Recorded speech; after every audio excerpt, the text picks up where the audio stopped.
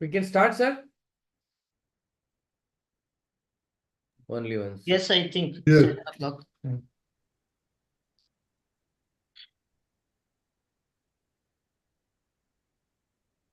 Recording in progress.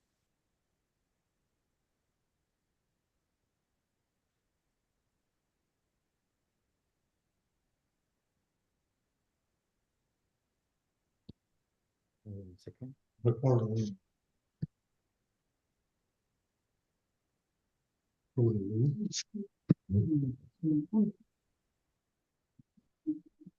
ನಾನು ಕಾಣಿಸ್ತದೇನಲ್ಲ? Yes, you are on the screen now. Okay. Yeah, you are audible also. ಎಲ್ಲರಿಗೂ ನಮಸ್ಕಾರ.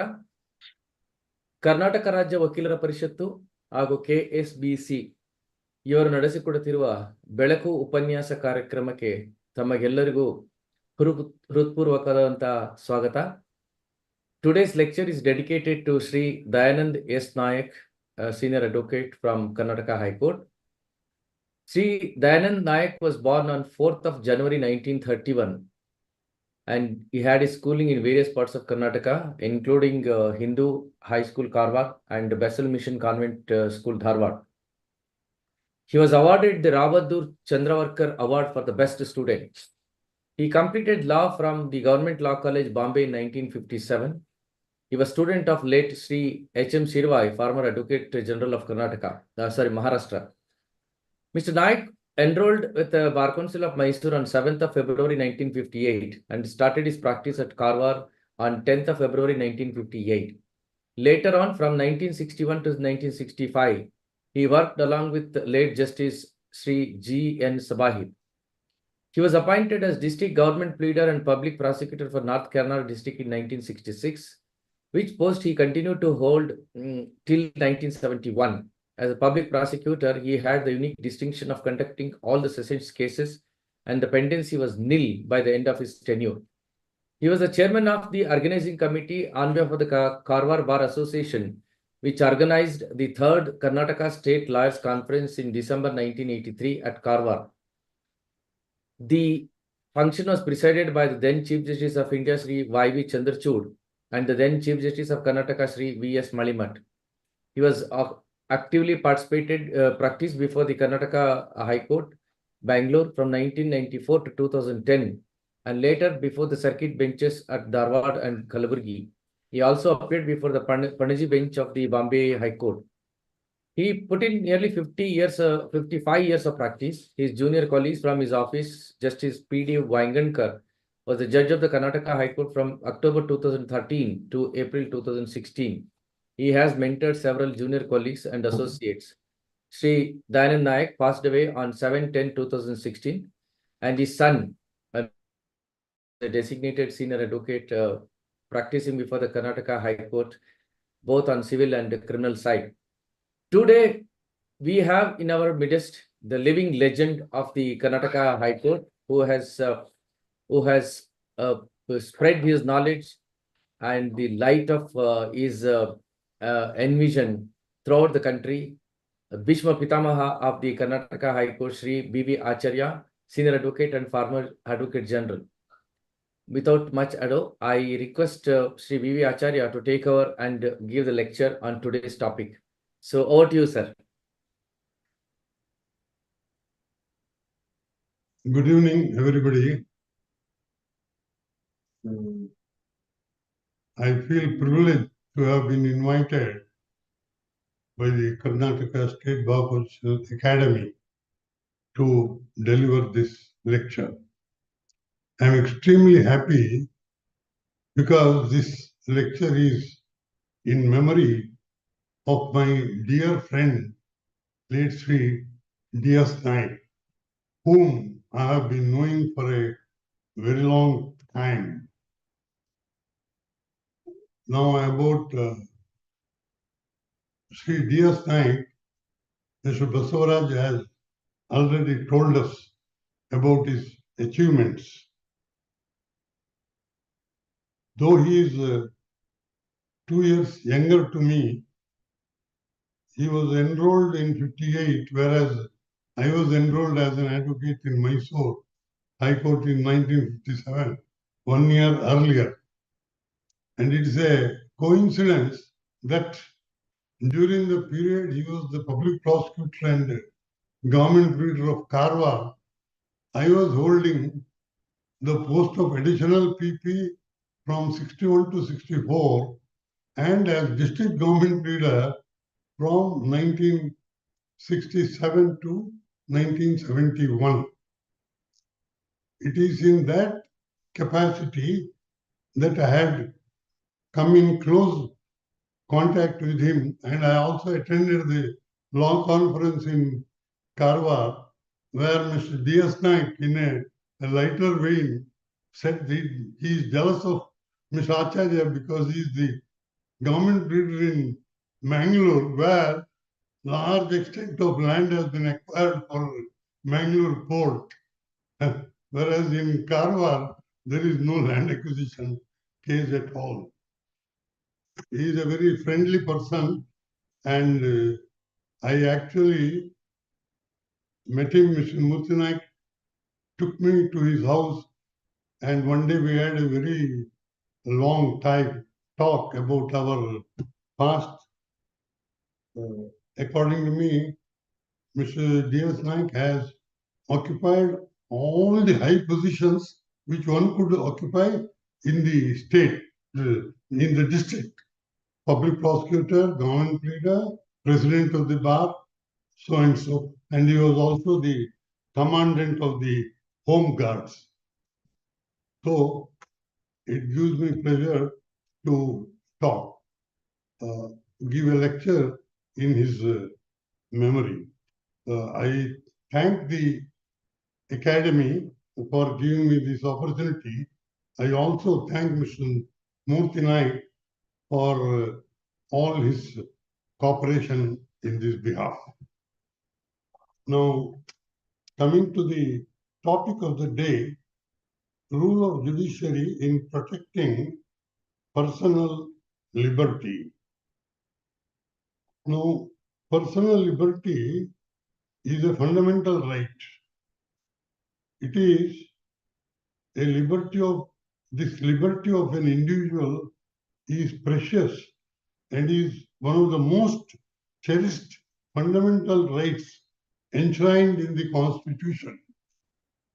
The reference made to the Articles 21, 19.1, 21, and 22 of the Constitution, which deal with these rights.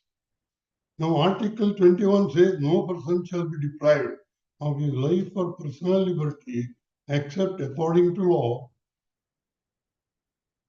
according to procedure established by law. And the later rulings have laid down that the law envisaged is one which must be just, fair, and reasonable. The effect of this judgment and the procedure, though word used is established, procedure established by law, it actually means due process of law. That is the position.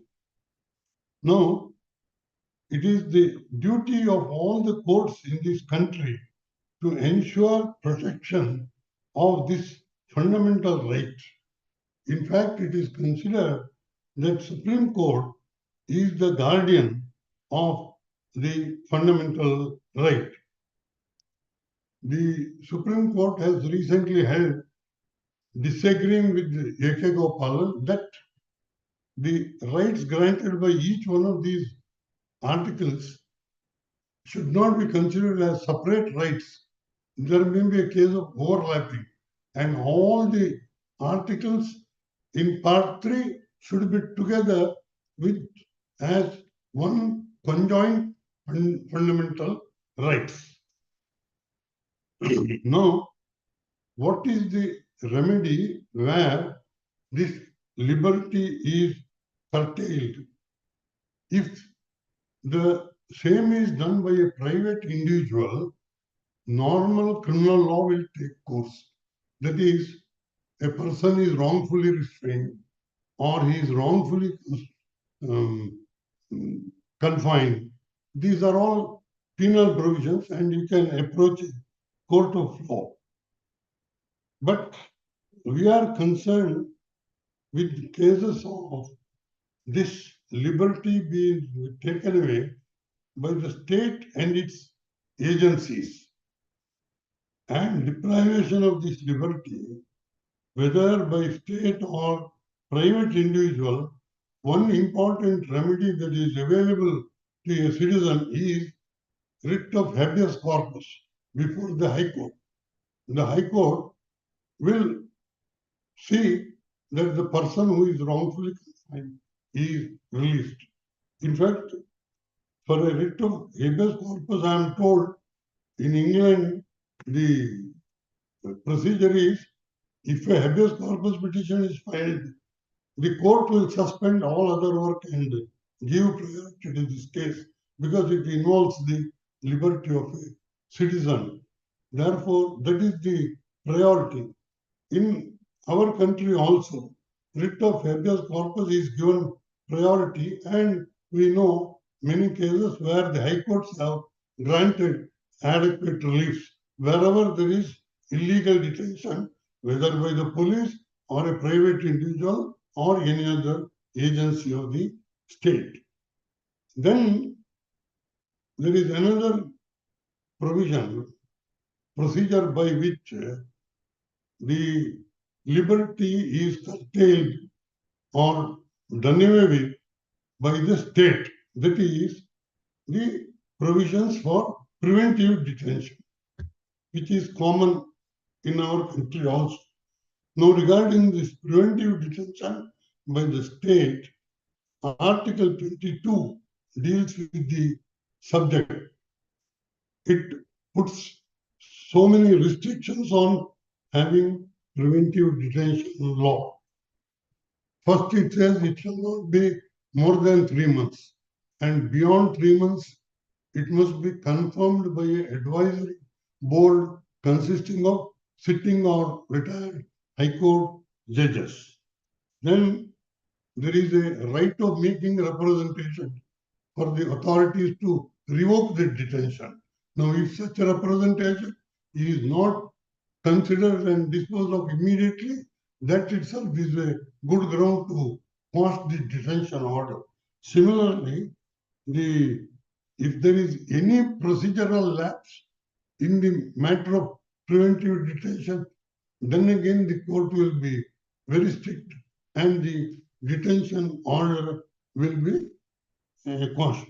These are the relevant provisions relating to preventive detention. Now, I come to the most important aspect. That is, the liberty is taken away or violated by none other than the police or other investigating agencies. Now, under what circumstances they could arrest and what is the procedure thereafter, I will be dealing with it before I go further. First and the foremost point I want to say is, what is the relief which you can obtain to prevent arrest? Because arrest is a very serious matter, and a person who is once arrested will suffer huge social stigma. It will be a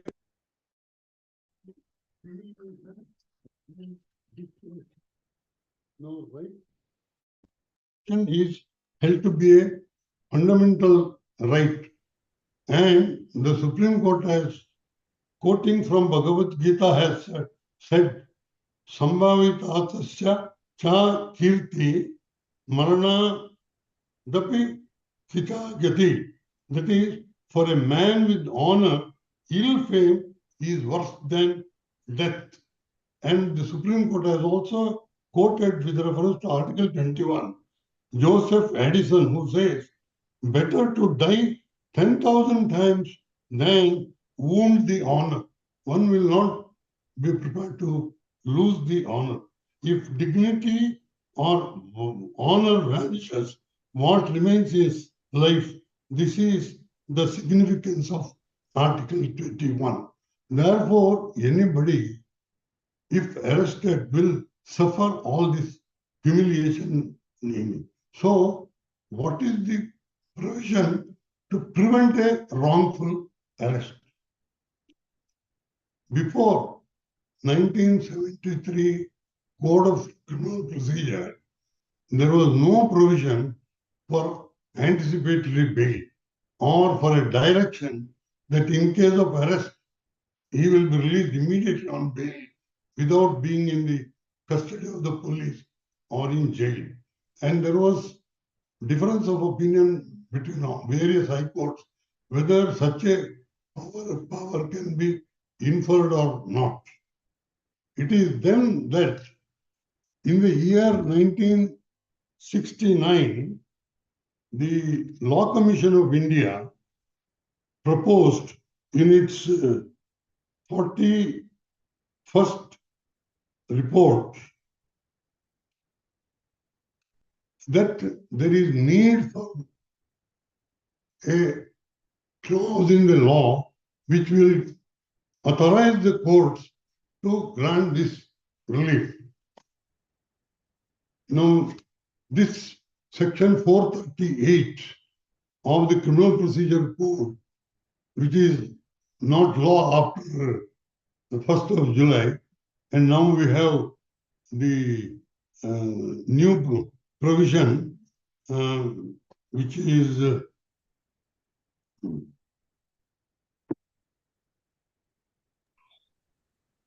anyway. So Murthy, Yes. new I section. think corresponding. 482, sir. Anyway, 438 was inserted for the first time in the 1973 Act based on the recommendation of the Law Commission. The Law Commission in this report of 1969 said like this, which is quoted by the Supreme Court in the Constitution bench. I'll just quote it for your benefit. The necessity of granting anticipatory bail arises mainly because sometimes influential persons try to implicate their rivals in false cases for the purpose of dissuading them or for other purposes, getting them detained in jail for some days.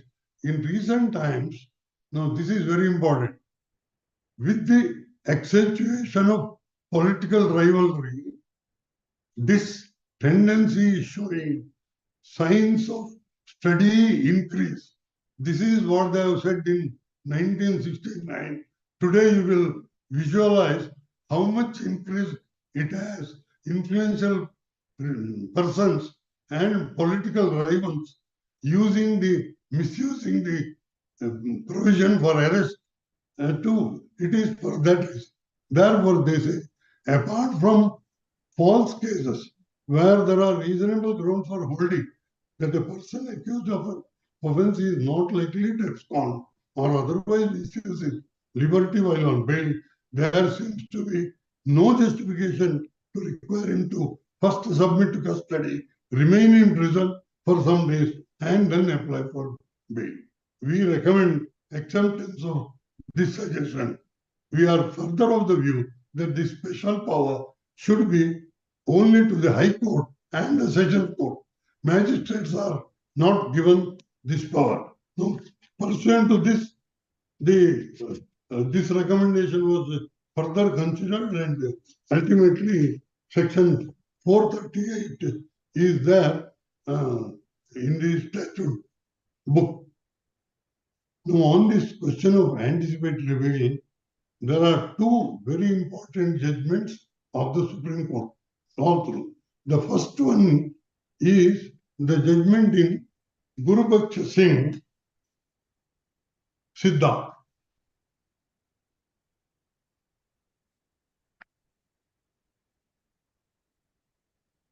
To my knowledge, this is the only Constitution bench judgment dealing with the position of Article 438, 1980 Supreme Court Reporter 383.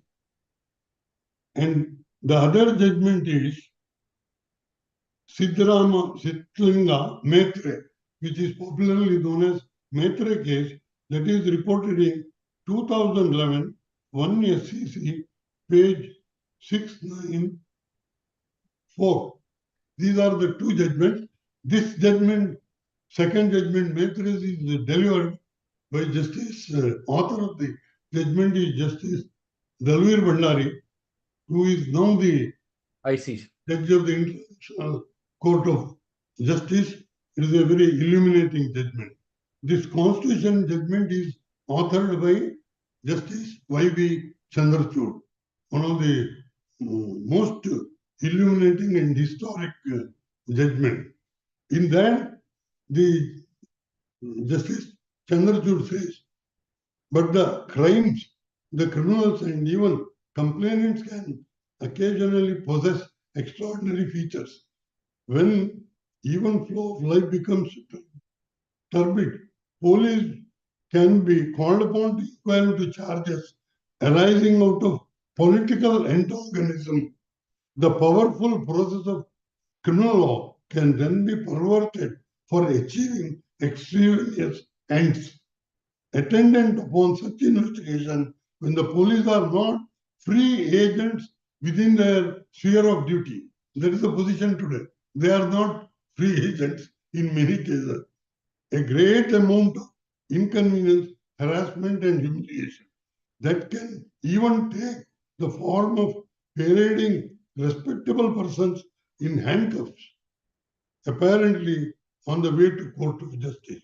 The foul deed is done when the adversary is exposed to social ridicule, oblique, no manner when and whether a conviction is secured or is not possible at all. It is in order to meet such situations, though not limited to them, the power to grant anticipatory bail was introduced into the code in 1973.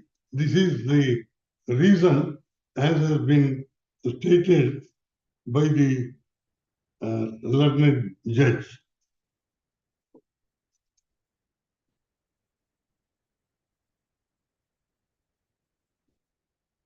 Now, the one question that was always arising is whether there is a power to grant interim order in a bail. Now, this Constitution bench judgment itself has said that it is not only permissible to grant interim order in the normal course if the court finds that if the application is not frivolous or vexatious and a matter has to be considered hearing both sides, then interim order should be granted. And then immediately public prosecutor should be notified. Both should be heard and ultimate decision taken. If that is not done, and if in anticipatory bail at the first instance itself, you adjourn it for 1 or 2 weeks and it goes on for months together, the object will be defeated because by then he will be arrested. And once he is arrested, the whole thing becomes infructuous. Unlike in some other states, in our High Court state, the courts are reluctant to grant interim orders, and they are very rarely granted. Now, in this celebrated judgment of the Constitution bench, I will refer to one passage is very important at page 419. There was some discussion before us on certain minor modalities requiring passing of bail order under 438. Can an order will be passed under that section without notice to public prosecutor? It can be. But notice should issue to public prosecutor or government advocate forthwith. And question of bail should be re-examined in the light of respective contentions of parties. Once you grant interim order, immediately give notice. Then after hearing one, till then, the ad interim order too must conform to the requirement of the section and suitable conditions should be granted. And then another, should the operation of the order passed be limited to a point of time? Not necessarily. They said it later. But in practice, now this view is considered in the Maitreya's case in the year 2011, 1 SCC 694. I'll read two sentences. Para 94. The proper course of action to be after evaluating the evidence and accusation available on record. If the court is inclined to grant anticipatory bail and an interim bail be granted and notice be issued to the public prosecutor. After hearing PP, court may either reject or confirm the final order of bail. This is the position reiterated, and then it says the court would certainly be entitled to impose conditions. Public prosecutor or complainant would be at liberty to move the court for cancellation or modification. Bail granted by the court should ordinarily be continued till the trial of the case. And this court said, in the meantime, from 80 to 2011, almost every bail order was for a short period, asking him to apply for regular bail and all that. Now, by this judgment, they say all the judgments, even of the Supreme Court, making such provision for a limited period is bad because it ignores the law laid down by the Constitution bench, and therefore they are for incurium. With that, the position has been clarified. So, as on today, interim order can be granted, and the bail need not be limited to a period. Once anticipated bail granted, unless cancelled, it will remain up to the end of the proceedings. These are the important points made out. Then the Constitution judgment was against the judgment of the Punjab and Haryana full bench. And in that they said, full bench said, this it is an extraordinary remedy, should be granted in the rarest of rare cases, and to grant this special case must be made out by the accused. And it should be only for a limited period. All these statements of law made by the full bench was reversed by the Constitution bench.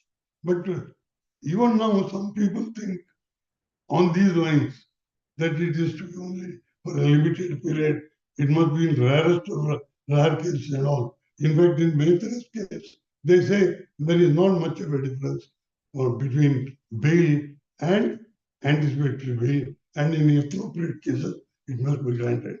Now, grant of this, if you don't grant an interim order, you are virtually saying you have gone, which is not a happy thing at all. And the object of this anticipatory bail has now become more relevant because of the present situation in our country. The center and the states are ruled by different political parties. The criticism that the ruling party misuses its power because the investigating agency is always under them, whether it be center or states, are misusing their power against political opponents. The result is the center agencies arrest the state ministers, state bureaucrats, and recently even the chief justices of the state. And one chief justice, of course, he resigned before arrest. One is continuing in prison and ruling from there as the chief justice. This is a very anomalous situation. Similarly, state governments, particularly in states like West Bengal, Kerala, and some places, Karnataka is no exception. The local police file cases against the officials of the ED or the central government officials. If this sort of things happen, it is a very unpleasant thing. And now, because of this development, the responsibility of the courts have increased in the matter of grant of anticipatory bail or bail, because there should not be misuse of this power while it is necessary that rule of law should prevail and accused who are really guilty must be dealt with in accordance with law. Now,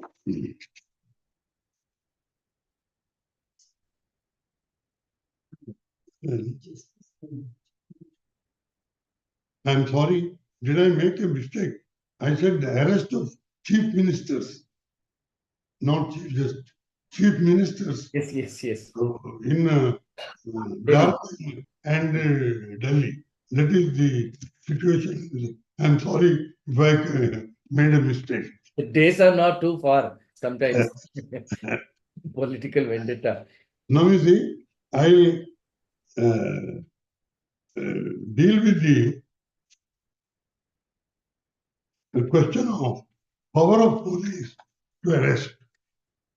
Now, section 41 of the Criminal Procedure Code and 41A, B and D deal with the right of arrest.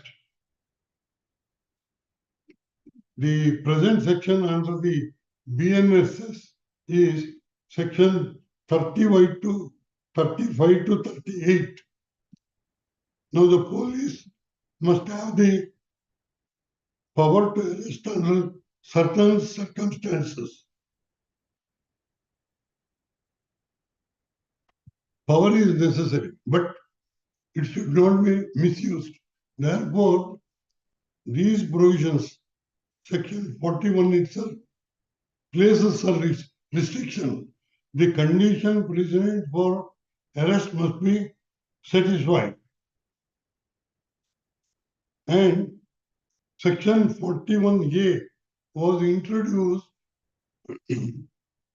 for prevention of arrest, where the offense alleged is punishable with less than 7 years. Then you should not arrest, but issue a notice. And if he complies with the notice and appears, then he should not be arrested. His statement should be recorded.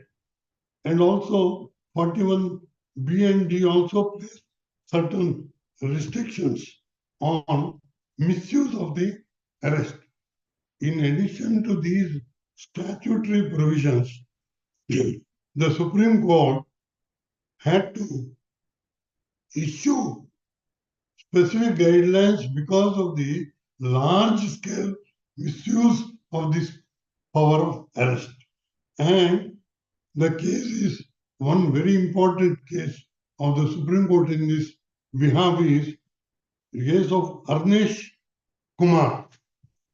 That is Arnesh Kumar versus State of Bihar. This is a case of 2014 judgment of Justice Chandramouli Prasad. I'll read only few lines. Arrest being humiliation, curtails freedom and scars forever. Lawmakers know it is so. So also the police. There is battle between lawmakers and police. And it seems that police have not learnt a lesson implicit and embodied in CRPC. It has not come out of its colonial image.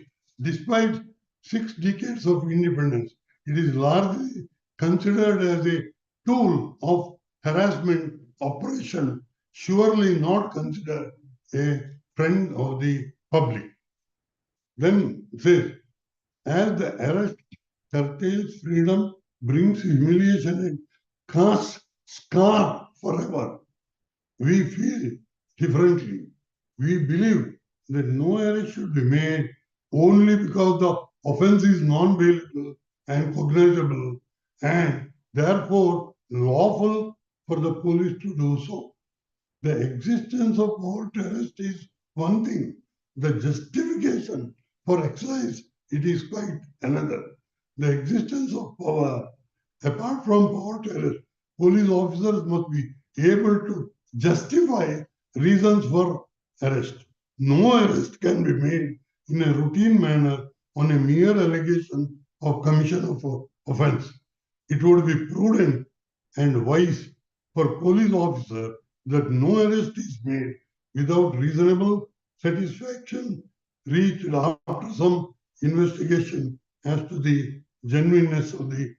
Then they refer to section 41 and 41A, B, C, which places restrictions.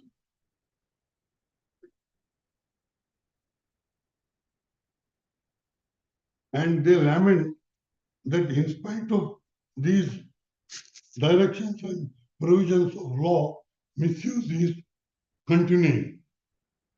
And therefore, as on today also, though this law is laid down by the Supreme Court and guidelines are issued and those statutory provisions are made, still the cases of police excesses and unwarranted arrests are not uncommon. Certainly no. And then, even if there is an arrest, one very main restriction is placed. The police, even if they arrest, the duration can't go beyond 24 hours. The power of police to detain in his custody is only for 24 hours. Within 24 hours, he must be produced before a magistrate. This is not only the provision in law, but a constitutional guarantee. Article 22 itself says the accused must be produced within 24 hours. And then further detention could be only by the order of the court.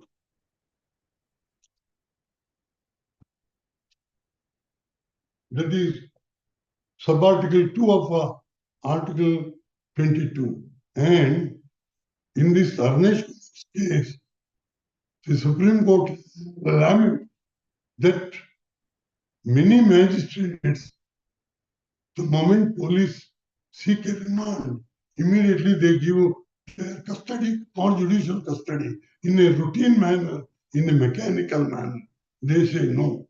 The magistrates have a great responsibility. Magistrates and nowadays even special judges who have power of remand in special enactment like Prevention Corruption Act and other provisions.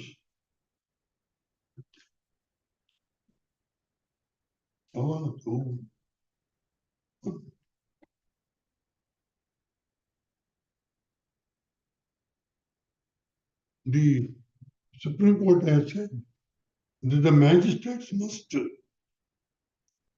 first of all find out whether the arrest was justified and legal. If the arrest itself was not justified or legal, it should not remand the accused to custody. And the magistrate should not act merely on the ipse dixit of the police officer. He must ascertain all the facts, and if only it is necessary to remand, then only it must be done. And the Supreme Court in this very judgment of Arnesh Kumar further pointed out that in case the magistrates do not perform their duties properly and order remand in a casual manner, they should be liable even for disciplinary proceedings. This is what the Supreme Court has said.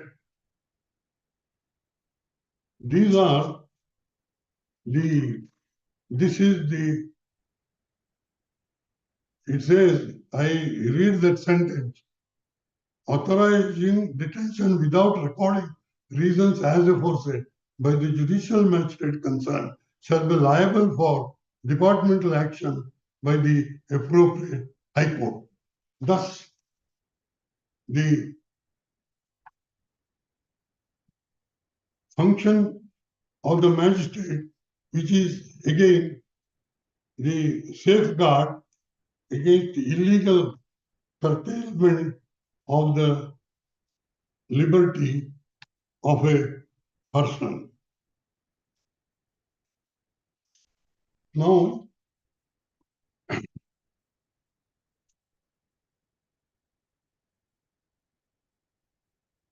if the accused is arrested and the magistrate or the judge also thinks it proper to remand him to custody, police custody could be only 15 days and not more than that.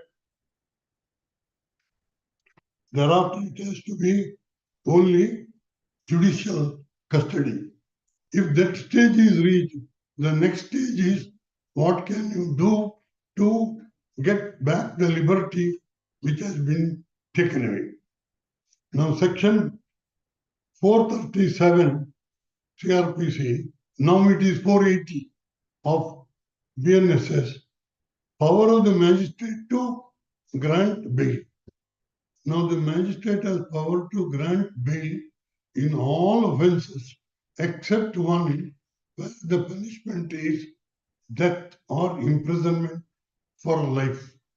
If it is death or imprisonment for life, then the magistrate has no power. In all other cases, he has power. But even in a case where the offence is punishable with the death or imprisonment for life also, the magistrate has power to grant bail in respect of 4 categories. That is, one who is below 16 years, a woman. This is very important. This is sometimes totally forgotten.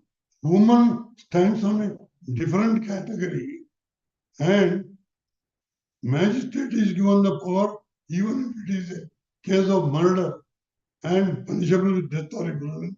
A woman can be granted bail. And High Courts and Supreme Courts have also said she stands on a different category. Then anyone who is sick or infirm. Barring these others, magistrate has power to grant bail, and it is necessary that it should be granted bail subject to conditions. Then 439 CRPC, now it is 483 of BNSS, the High Court and the Sessions judges are given power to grant bail. Now, in the matter of grant of bail, certain fundamental principles are sometimes not taken note of by the concerned judges. One important point throughout made out is detention pending trial cannot be by way of punishment. You can't deny bail as a measure of punishment. Punishment is only after trial and after conviction by a court. Second is, a judge must always remember that there is a presumption of innocence in favor of an accused till he is found guilty and convicted. These are some of the important considerations. In fact, during trial, the requirement of detention of an accused is to see that he is always available for the court to try him. He should not abscond. And second is, he should not tamper with the prosecution evidence. And in fact, in one Supreme Court case, it has said, as early as in 1980, if a prima facie case is made out simply because there is a prima facie case, they can't say bail cannot be granted. It is only in the case where there is prima facie some material, therefore there is a case for trial. But till the trial is over, he must be granted bail, imposing suitable condition that he will be available for trial and he will not tamper with evidence. These are all matters of discretion, generally barring exceptional cases of murder and rape and other heinous offences. The general proposition is that the courts must lean in favor of liberty and be liberal in the grant of bail. And this has been the opposition throughout. And one of the practical considerations is, Supreme Court says, in the entire country, 70% of the persons in prison are under trials who have been not granted bail. And there is a lot of congestion in the prisons, always overcrowded. And this is the position. And no cases are disposed of immediately. There is hardly a criminal case which is over even 2 or 3 years. It takes a long time. Therefore, now I am very happy that the right of speedy trial is recognized as a fundamental right.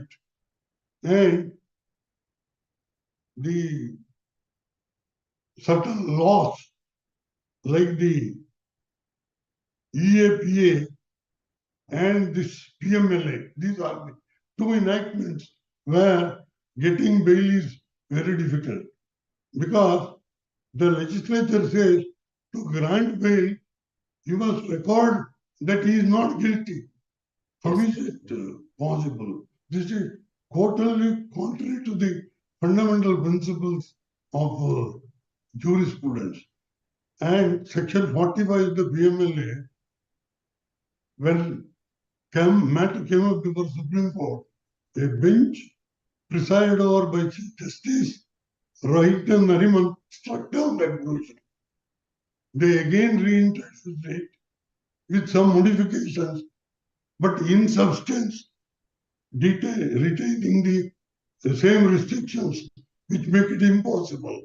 And unfortunately, perhaps a later bench of the Supreme Court straightaway upheld all the provisions which are contrary to fundamental principles, putting the burden on the accused to prove innocence if he is to get bail, ignoring the presumption of innocence and burden of proof, everything. Now, these are the provisions. Unfortunately, PMLA now review is being considered very shortly. We hope the parties will get some relief. But till then, the Supreme Court tried to dilute these provisions. Now, very happily, since the last few days, more than one judgment they said, right of speedy trial being a fundamental right. Wherever there is violation and you are not able to finish off the case immediately, accused must be released, notwithstanding stringent provisions under the PMLA. And today, yesterday, bench presided over by Justice Oka applied it even for UAPA. Yes. Even UAPA, if a trial court is not possible, Yesterday. and these investigating agencies, in their anxiety to show that they have built up a very strong case, in the case of Mr. Kejriwal himself, they said, we have produced 1,000 documents containing 1 lakh pages and 493 witnesses. Now, by saying all this, they themselves virtually they incurred self-goal. The court said, if these are the number of witnesses, these documents, when are you having the trial? How long will the trial take place? Can we keep them in prison for 4 or 5 years till the trial goes on? There are now many cases which we know where even 4 or 5 years trial is not completed. Therefore, having regard to the state of affairs about the speed with which trial takes place, it is absolutely necessary that the courts should be liberal in the matter of grant of bail. And of course, sometime back, the investigating agencies started putting forward new grounds to deny bail. One is everybody is a flight risk. Flight risk. And then saying that in economic offences, the investigation is very difficult and therefore the accused has to be in custody. It is on those grounds the bail is rejected. And that is how even a person like Chidambaram could not get anticipatory bail and bail for considerable length of time. This is a very unsatisfactory state of affairs. For the first time in Chidambaram's case, the Supreme Court somehow felt that in respect of economic offences, bail should not be granted. And wherever there is flight risk, bail should not be granted. They went on saying this. And Mr. Chidambaram, I am not saying as a former minister, but as a senior counsel practicing before the Supreme Court, he got anticipatory bail, interim bail from a session judge. And he heard him finally and reserved judgment. And after 6 months, just before retirement, he rejected the anticipatory bail application. And Mr. Chidambaram was unable to get his SLP considered by the Supreme Court for 3 days. And in the meantime, the CBI jumped over his compound wall and arrested him and rendered it infructuous. You see, these things show us how important bail and anticipatory bail is and the responsibility of the judiciary. If judiciary, after considering the case, rejects it solid, it is not even in considered means what. That is the unfortunate situation. Therefore, the courts must give priority to these cases of anticipatory bail and bail because it is a matter of personal liberty. And it is a matter of great satisfaction for us that recently the situation is good, the trend is good. The Supreme Court is expressly opining that the court should be liberal in the matter of grant of bail. Now, the Chief Justice of India openly in so many public meetings said that the district and session judges and magistrates are playing safe by refusing.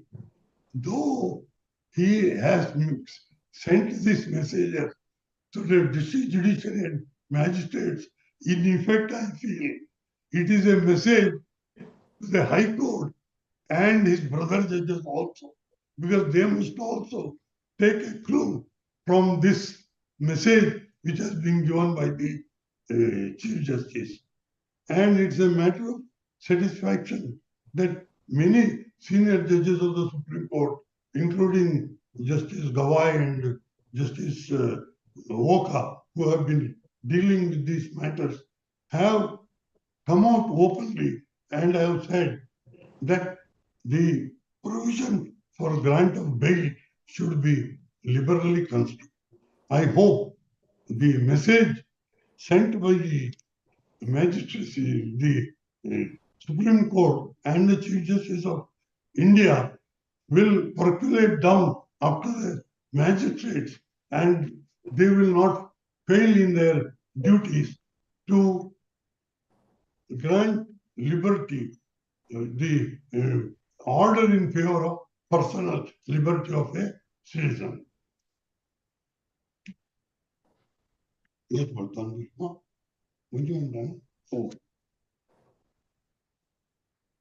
I think I'll take about 10, 15 minutes and another part which plays is to prevent arrest or to protect the liberty of a citizen is section 482 of the criminal procedure code, inherent power, quashing the proceedings in which you grant stay, either quash, stay, or grant not to arrest the person. Now the Supreme Court unnecessarily puts fetters on this power of the High Court. In the case of Narika infrastructure, 2 days, 2 or 3 years back, they said by invoking inherent power, you can't order not to arrest, not to take coercive action. Such orders should not be passed. Now, such orders have prevented thousands of illegal arrests. I have written a detailed article in which I say inherent power is a power inherent in the High Court.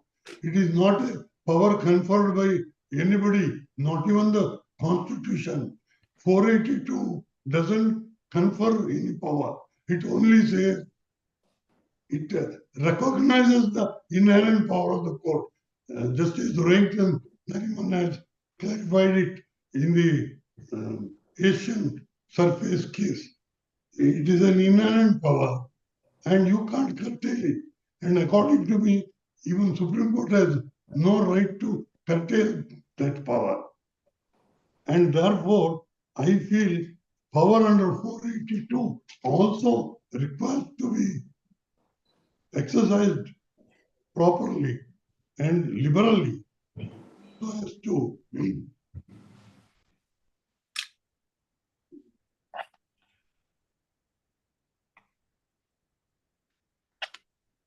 now I'll take only 5 more minutes. Sir, please, sir. Now, Continue. We are all good to hear. the Supreme Court has been in the constitutional law evolving some new grounds to strike down the law. In addition to the grounds which were already available, That is any law which is contrary to the constitutional provision. They said no constitutional morality. Now, yet another important principle laid down is that even a plenary legislation, the courts have power. Constitutional courts have power to strike down even a plenary legislation if the same is found to be manifestly arbitrary. Shaira Banu. So manifest arbitrariness is a ground for attack.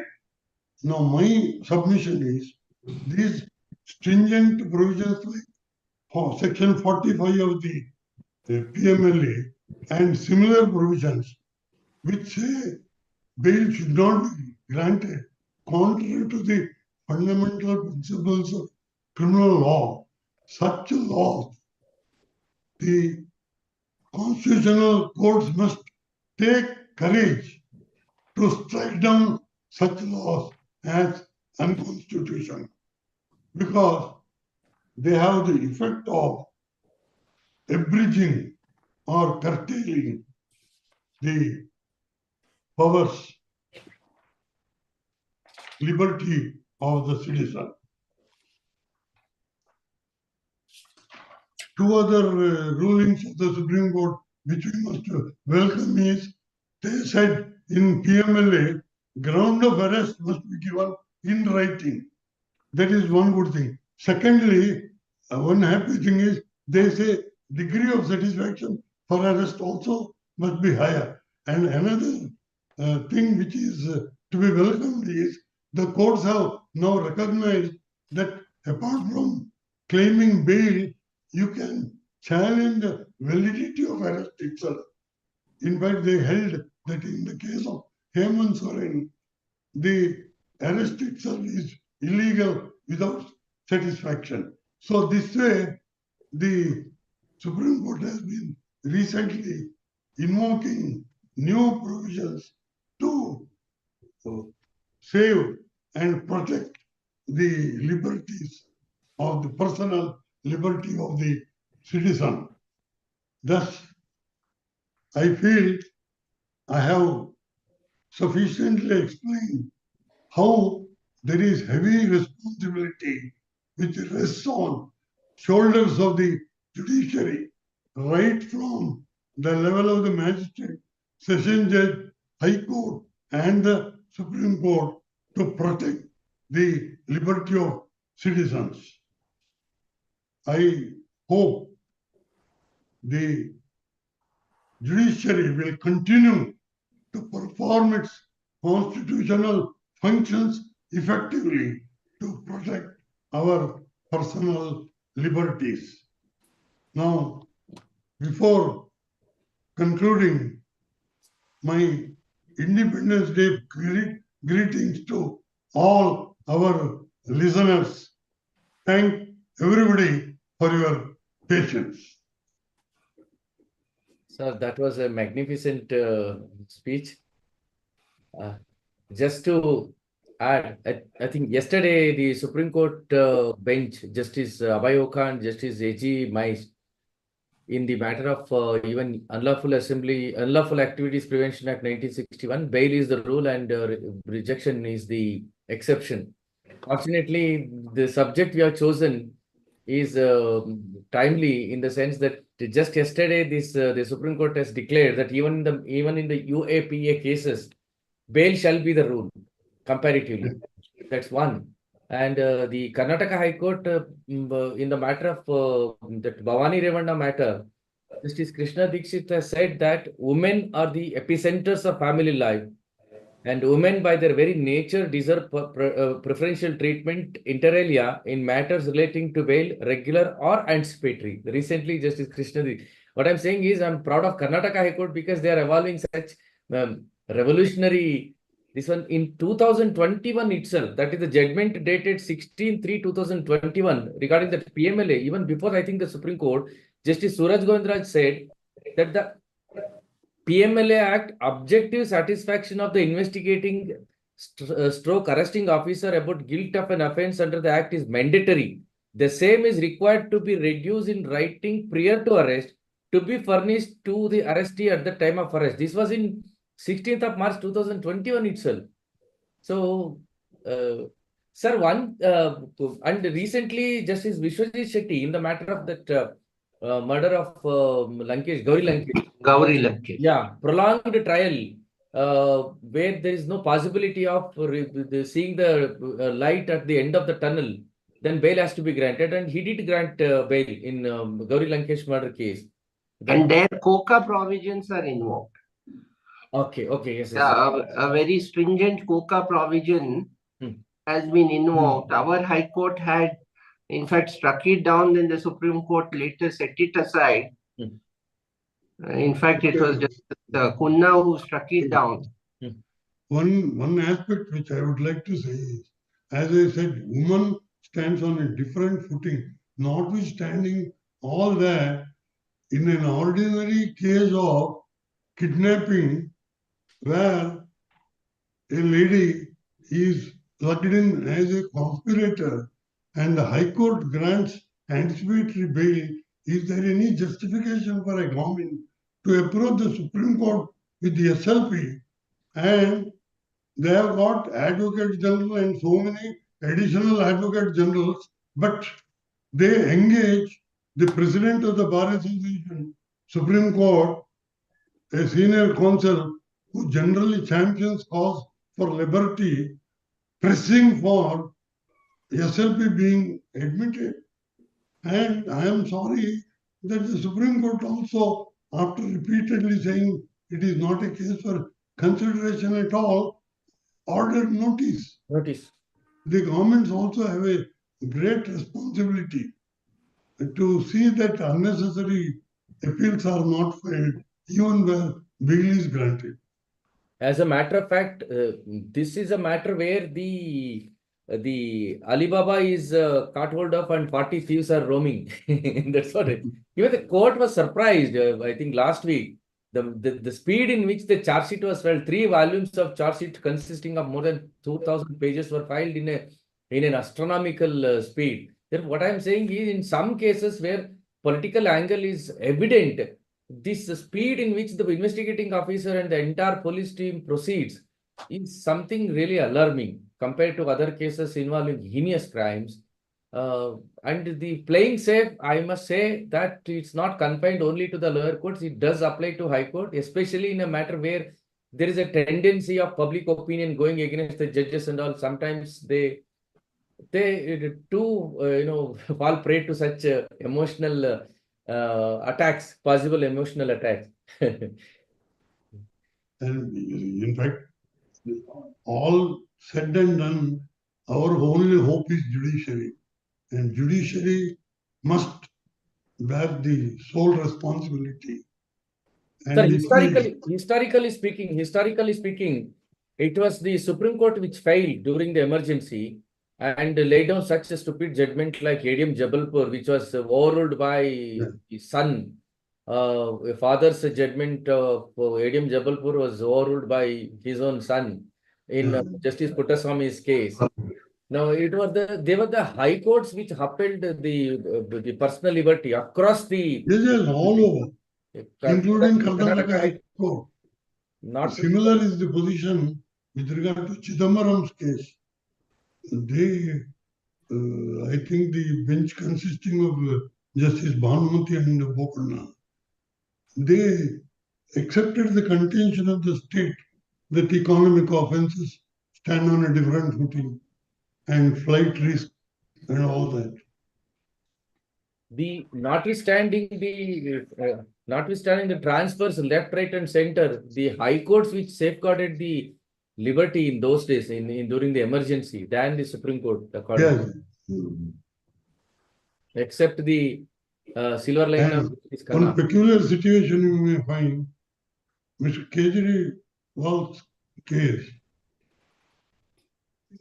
ED, I think he has been granted bail by the Supreme Court, but he is still in custody in the other case. CBI case. In the CBI case. In fact, CBI case should have been first predicate offense. Then, when he is in custody of ED, he was arrested, though he was in custody. That's why his lawyer was contending it is an insurance Arrest. case, insurance arrest. Yes. In case he is granted bail in other case, he may not get the freedom. Case of anticipatory arrest. Just like But how it is possible in one case you are in the same set of facts, 2 investigations, 2 charge sheets, and 15 days remand by the police is over, then the ED will step in. Very anomalous situation. so, Gautam sir, out of thanks. Yes, please. Hello, what of thanks? Okay. Good evening, all. It's indeed a pleasure and enlightening session on role of judiciary in protecting personal liberty by Honorable Mr. Sri B.V.Acharya, Senior Advocate, 3 times Advocate General, and he has a practice of 67, almost 66 to 67 years. My age is 58 and 59, and his practice is 67 years. I 5-time advocate. No, he On said, behalf of- Mr. Acharya sir said, all the sitting judges of the Supreme Court were born after my enrollment. This is what enrollment. It is I express a sincere gratitude and thanks on behalf of Karnataka State Bar Council and KSBC Law Academy for your timely lecture, and it was a most relevant aspect, and you have enlightened all. See, right from 1953, how these laws were amended and Supreme Court interpreted the law, bail is the law, bail is the rule, and jail is the exception concept. In fact, I remember that Menaka Gandhi's case also, wherein her passport was seized and she was not allowed to go out. There also the personal liberty was involved under Article 21. She was permitted to go. travel abroad. Sir, in fact, it's our pleasure and to make it known to the audience that KSBC Law Academy, when it was founded, Sri B.V.Acharya was one of the trustees. Oh. And today, after so many years also, he is serving our fraternity without any this thing. And at this age, I'm amazed, ನಮ್ಗೆಲ್ಲ ಏನಾಗುತ್ತೋ ಗೊತ್ತಿಲ್ಲ. So taking so much of time and preparing himself and presenting himself in this new technology era.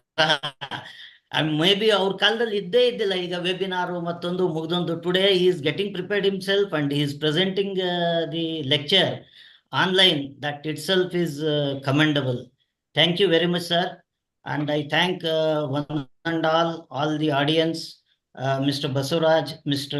Murthy Nayak, and all others who have cooperated and supported this concept. In fact, Mr. Basuraj it is the brainchild of Mr. Basuraj to start this Belaku, start this memory lecture series in memory of reputed advocates whom we have to recall. For judges, there are so many other things. For lawyers, it is necessary we should recall their contributions and then simultaneously give lectures on various topics.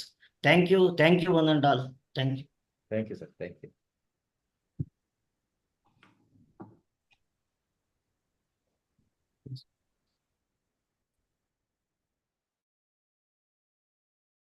Recording stopped.